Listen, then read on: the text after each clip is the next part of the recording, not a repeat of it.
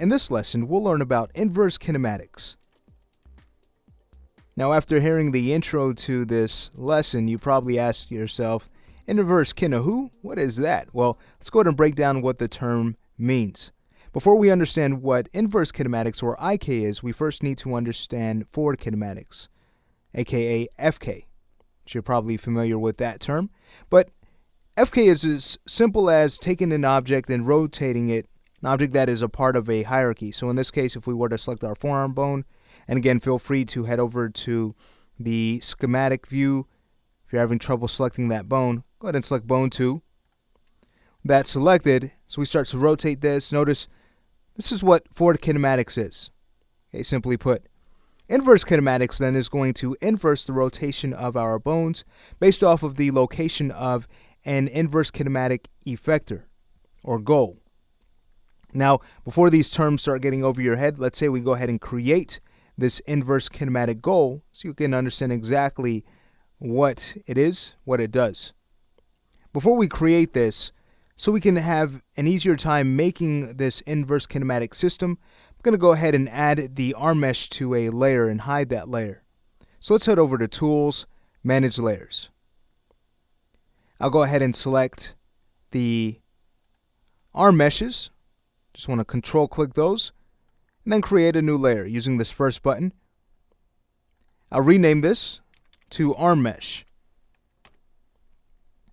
Now it's a good idea to go ahead and check the default layer, because as we hide this arm mesh layer, if we were to create any other objects, they're going to be hidden as well. So we want to make sure that we check that default layer. That's going to be the active layer for the scene. Okay, great. So now that we've hidden the arm mesh, again, just click on the hide section.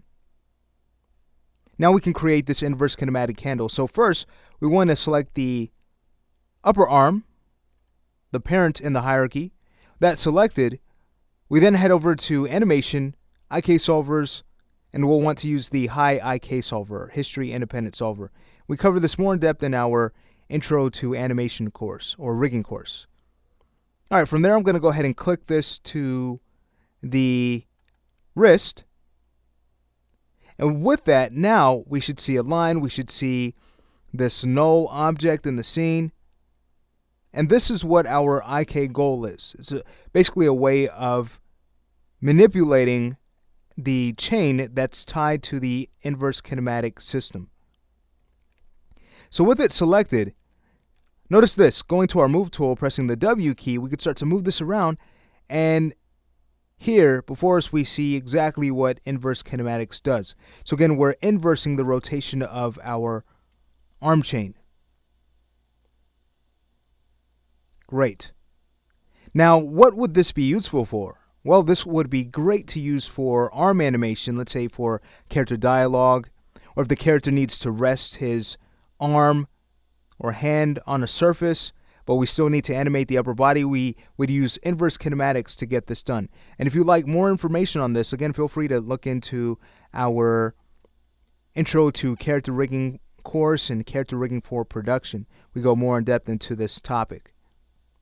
Alright, so we have now created an inverse kinematic system, and what's really cool about this, if I were to go ahead and undo back to where it was before, going to the motion panel, this is how we access the parameters to edit what we get from the inverse kinematic goal.